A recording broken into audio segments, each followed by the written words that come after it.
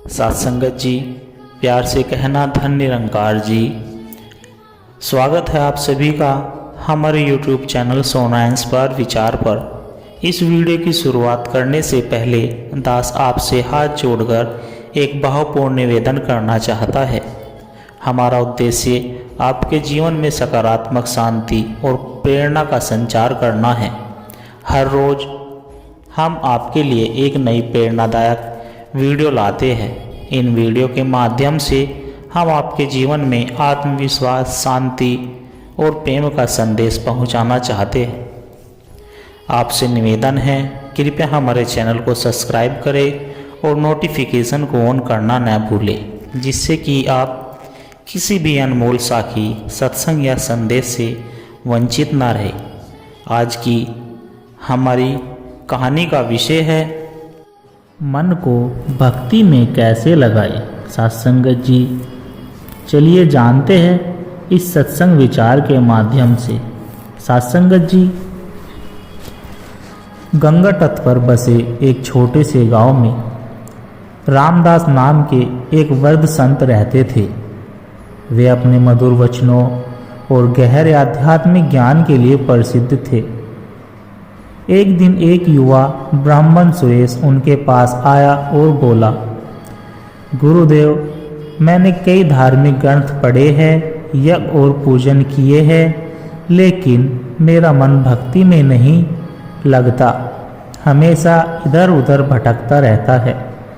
कृपया मुझे ऐसा मार्ग बताइए जिससे मेरा मन पूरी तरह ईश्वर में लग जाए, भक्ति में लग जाए। संत रामदास ने मुस्कुराते हुए कहा, बेटा, तुमने केवल ग्रंथ पढ़े हैं पर भक्ति का अनुभव नहीं किया। चलो मैं तुम्हें एक कहानी सुनाता हूँ। एक गांव में गोविंद नाम का एक किसान रहता था। वह रोज सुबह जल्दी उठकर खेतों में मेहनत करता और फिर घर आकर भगवान का भजन करता। एक दिन गांव के एक ज्ञानी पंडित ने उससे पूछा, तू सारा दिन खेत में काम करता रहता है, फिर भी तेरा मन भगवान में कैसे लगा रहता है?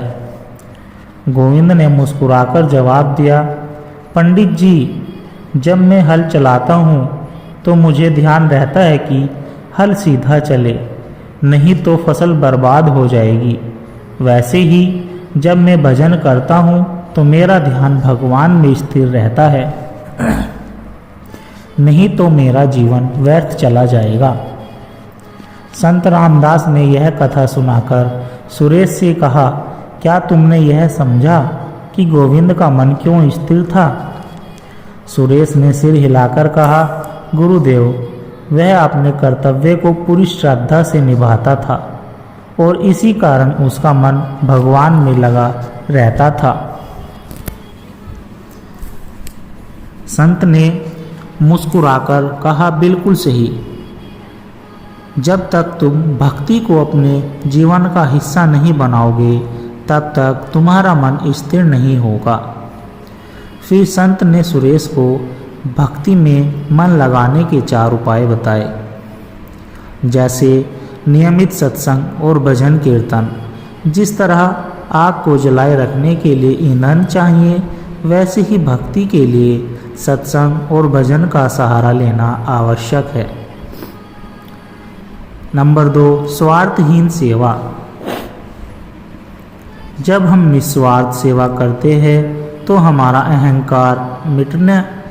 अहंकार मिटने लगता है और मन धीरे धीरे भक्ति में स्थिर हो जाता है। नंबर 3, संतों और सद्गुरु की संगति। जैसे मैला जल गंगा जल से शुद्ध हो जाता है, वैसे ही मन संतों की संगति से पवित्र होता है। नंबर 4, अखंड स्मरण। जब कोई चीज़ बार बार दोहराई जाती है तो वह हमारी आदत बन जाती है। इसलिए भगवान का नाम हर समय स्मरण करने से मन भक्ति में लगने लगता है। सुरेश ने संत के बताए मार्ग पर चलने का पालन किया। उसने सत्संग में जाना शुरू किया, ज़रूरतमंदों की सेवा की और हर समय भगवान का नाम जपने लगा। धीरे धीरे उसका चंचल मन स्थिर होने लगा और वह परम आनंद की अनुभूति करने लगा। मन को भक्ति में लगाने का रहस्य यह है कि हम ईश्वर को केवल मंदिर या पूजा तक सीमित न रखें, बल्कि हर कार्य में उनकी अनुभूति करें। जब हम अपने हर काम को भक्ति का रूप देते हैं, तब ही हमारा मन पूरी तरह से भगवान में लीन हो जाता है। कर्म योग और भक्ति योग का संगम ही सच्ची आध्यात्मिकता है। जब मन को सेवा, सत्संग और स्मरण में लगाया जाता है, तब वह स्वतः ही भक्ति में स्थिर हो जाता है। सत्संग जी, गंगा किनारे बसे एक छोटे से गांव में धनु नाम का एक युवक रहता था। वह बहुत चंचल स्वभाव का था और हमेशा इधर उधर की बातों में ही मन लगाए रखता था। कभी खेल में, कभी दोस्तों के साथ मस्ती में और कभी बिना किसी कारण के यहाँ वहाँ घूमता रहता। एक दिन गांव के प्रसिद्ध संत महेश्वरानंद जी वहाँ सत्संग करने आए। उनके प्रवचनों की बहुत प्रसिद्धि थी, इसलिए धनु भी उत्सुकतावश वहाँ पहुँच गया। संत ने प्रवचन में कहा, जो व्यक्ति अपने मन को नियंत्रित नहीं करता, वह जीवन भर भटकता रहता है। जैसे बिना लगाम का घोड़ा रास्ता भटक जाता है, वैसे ही चंचल मन मनुष्य को सच्चे आनंद से दूर कर देता है। धनु को यह बात बहुत चुभी। प्रवचन समाप्त होने के बाद वह संत के पास गया और बोला, गुरुदेव, मैं भक्ति करना चाहता हूँ, पर मेरा मन स्थिर नहीं होता, कृपया कोई उपाय बताइए। संत महेश्वरानंद जी मुस्कुराए और बोले, बेटा, कल सूर्योदय से पहले मुझे मिलने आना। धनु अगली सुबह समय पर पहुंचा। संत ने उसे एक जल से भरा लोटा दिया और कहा,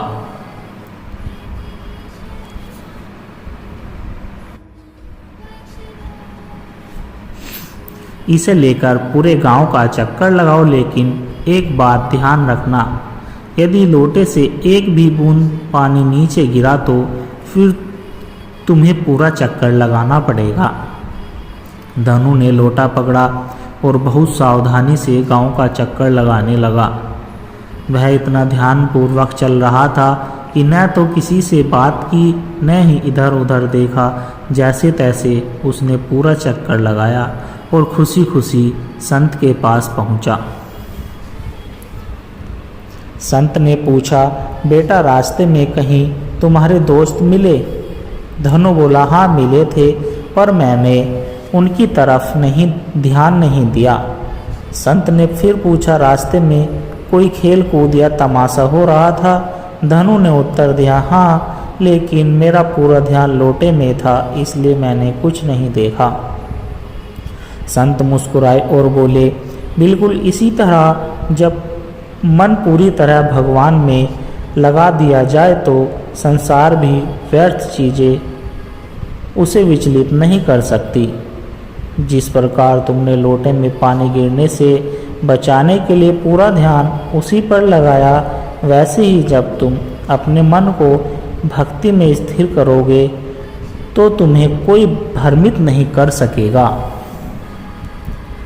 धनु को यह बात गहरे तक समझ आई। उसने ठान लिया कि वह अब हर काम को भगवान का स्मरण करके धीरे धीरे उसका चंचल मन स्थिर होने लगा और वह भक्ति में लीन रहने लगा। जब मन को एक लक्ष्य भगवान पर केंद्रित कर दिया जाए तो बाहरी चीज़ें विचलित नहीं कर सकती। भक्ति में मन लगाने के लिए निरंतर अभ्यास, सत्संग, सेवा और नाम का स्मरण आवश्यक है। जिसे हर समय प्रभु का स्मरण रहेगा, उसका जीवन सफल हो जाएगा। सत्संगत जी, कई वर्षों पहले हिमालय की घाटियों में स्थित एक छोटे से गांव में अर्जुन नाम का एक युवक रहता था। वह बहुत बुद्धिमान था और हर विषय पर गहरी चर्चा करता था। लेकिन उसे आत्मिक शांति नहीं मिलती थी। उसकी यह जिज्ञासा उसे एक दिन ऋषि वशिष्ठ के पास ले गई, जो उस क्षेत्र के महान संत माने जाते थे। अर्जुन ने ऋषि वशिष्ठ के चरणों में बैठकर कहा, गुरुदेव, मैंने कई ग्रंथ पढ़े, विद्वानों से चर्चा की, लेकिन अब भी मेरा मन अशांत है। क्या आप मुझे सच्चे अध्यात्म का मार्ग दिखा सकते हैं? वशिष्ठ ने मुस्कुराते हुए कहा, बेटा, तुम्हारी जिज्ञासा उचित है, लेकिन जब तक तुम इसे अनुभव नहीं करोगे तब तक सच्चा ज्ञान प्राप्त नहीं होगा। क्या तुम मेरे साथ एक यात्रा पर चलोगे? अर्जुन ने तुरंत हाँ कर दी। ऋषि वशिष्ठ अर्जुन को जंगल में एक पुराने पीपल के पेड़ के पास ले गए और बोले, इस पेड़ को देखो, यह वर्षों की तपस्या के बाद विशाल बना है। क्या यह रातों रात इतना बड़ा हुआ? अर्जुन ने कहा, नहीं गुरुदेव। इस प्रकार आत्मज्ञान भी धीरे धीरे प्राप्त होता है। जिस तरह यह पेड़ आंधी तूफान सहकर भी अडिग खड़ा है, वैसे ही तुम्हें भी जीवन में कठिनाइयों को सहन कर धैर्य रखना होगा। आगे बढ़ते हुए वे एक नदी के किनारे पहुँचे। ऋषि बोले, इस नदी को देखो, यह हमेशा नीचे की ओर बहती है और सागर में समर्पित हो जाती है। अर्जुन बोला, हाँ गुरुदेव। इस प्रकार जब तक तुम अपने अहंकार को छोड़कर पूर्ण रूप से ईश्वर में समर्पित नहीं करोगे, तब तक सच्ची शांति नहीं मिलेगी।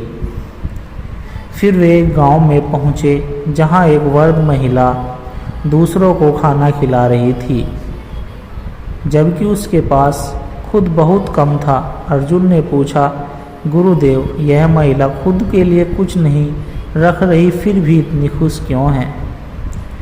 ऋषि वशिष्ठ बोले, क्योंकि उसने सेवा को अपना धर्म बना लिया है। जो निस्वार्थ सेवा करता है वह सच्ची आध्यात्मिकता को प्राप्त कर लेता है। तीनों सबक अर्जुन के हृदय में गहराई से उतर गए।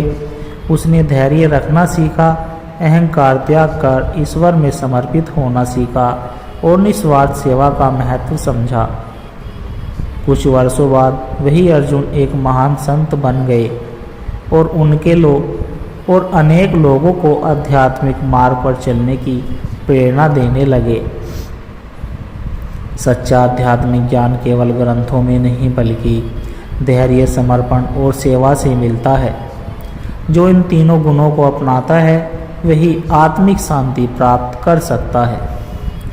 सत्संगत जी, एक प्रेरणादायक कहानी, संघर्ष से सफलता तक। सत्संगत जी, कई साल पहले अविनाश नाम का एक युवक एक छोटे से गांव में रहता था। वह बहुत होशियार और मेहनती था, लेकिन उसका जीवन कठिनाइयों से भरा हुआ था। उसके पिता एक गरीब किसान थे और परिवार की आर्थिक स्थिति बहुत खराब थी। बावजूद इसके अविनाश के मन में एक सपना था, बड़ा आदमी बनने का और अपने परिवार की स्थिति सुधारने का।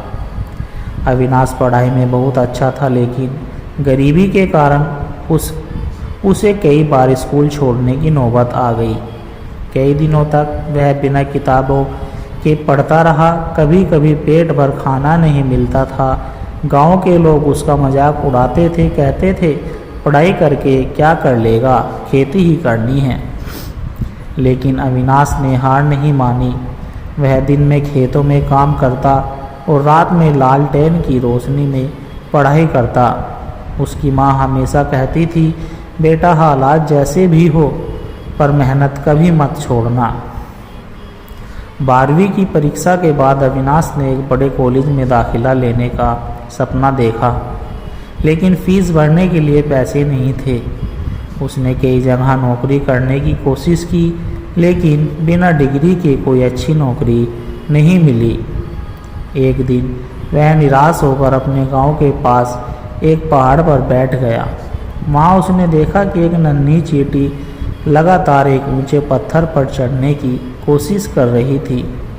वह बार बार गिरती, लेकिन हर बार फिर से चढ़ने लगती। कई बार गिरने के बाद आखिरकार वह चोटी तक पहुंच गई। अविनाश को अचानक एहसास हुआ, अगर यह छोटी सी चींटी हार नहीं मानती तो मैं क्यों हार मानूं। अविनाश ने छोटी मोटी नौकरियां शुरू की। कभी चाय की दुकान पर काम किया, कभी ट्यूशन पढ़ाई और कभी खेतों में मजदूरी की। धीरे धीरे उसने अपने कॉलेज की फीस जमा कर ली और पढ़ाई जारी रखी। कॉलेज के दौरान भी उसने संघर्ष किया, लेकिन कभी भी अपने लक्ष्य से नहीं भटका। उसने अपनी पढ़ाई पूरी की और कड़ी मेहनत से एक प्रतिष्ठित कंपनी में नौकरी पाई। फिर कुछ सालों बाद उसने खुद एक बिजनेस शुरू किया जो बहुत सफल हुआ। अब वही लोग जो उसका मजाक उड़ाते थे उसकी तारीफ करते थे। उसने अपने परिवार की आर्थिक स्थिति भी सुधार दी और गांव में कई गरीब बच्चों के लिए एक स्कूल भी बनवाया।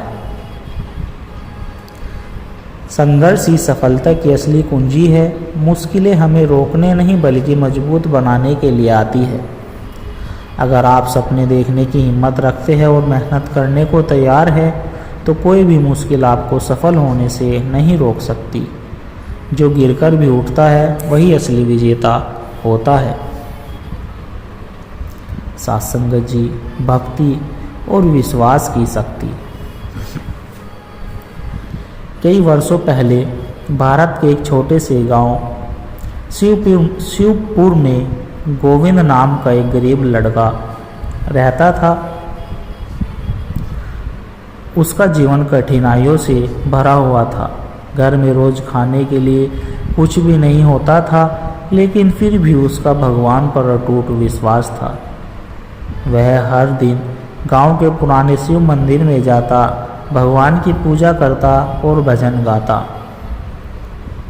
एक बार उस गांव में भयंकर सूखा पड़ा। खेत सूख गए, तालाब खाली हो गए और लोगों के पास खाने के लिए अनाज भी नहीं बचा। गांव के कई लोग निराश होकर शहर की ओर पलायन करने लगे, लेकिन गोविंद ने ठान लिया कि वह कभी नहीं जाएगा। उसने कहा, भगवान शिव मेरी परीक्षा ले रहे हैं, लेकिन मैं उन पर पूरा विश्वास रखूंगा। वे निश्चित ही मेरी मदद करेंगे। गांव के लोग उसका मजाक उड़ाने लगे। अरे गोविंद, भक्ति से पेट नहीं भरता। अगर भगवान होते तो हमें भूखा क्यों रखते।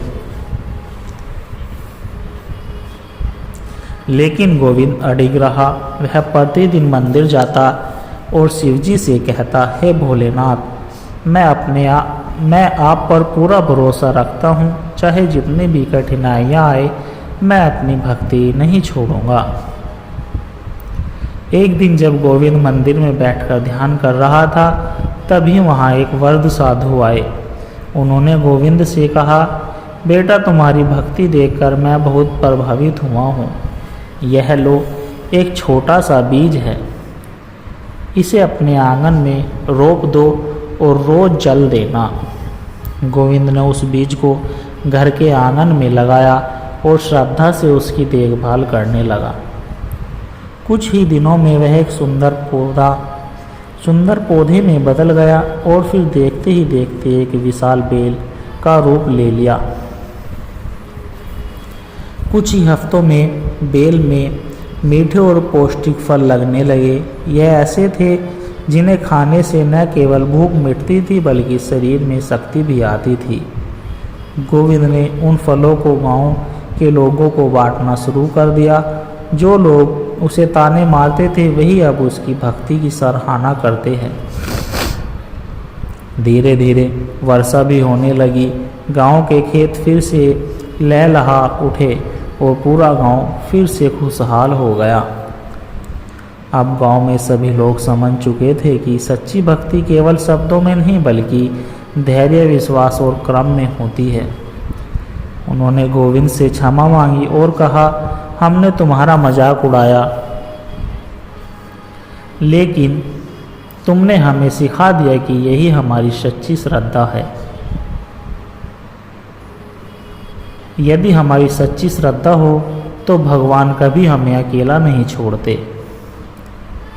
सच्ची भक्ति केवल प्रार्थना करना नहीं बल्कि धैर्य और विश्वास रखना होता है। भगवान हमारी परीक्षा लेते हैं, लेकिन जो डटे रहते हैं वे कभी हारते नहीं।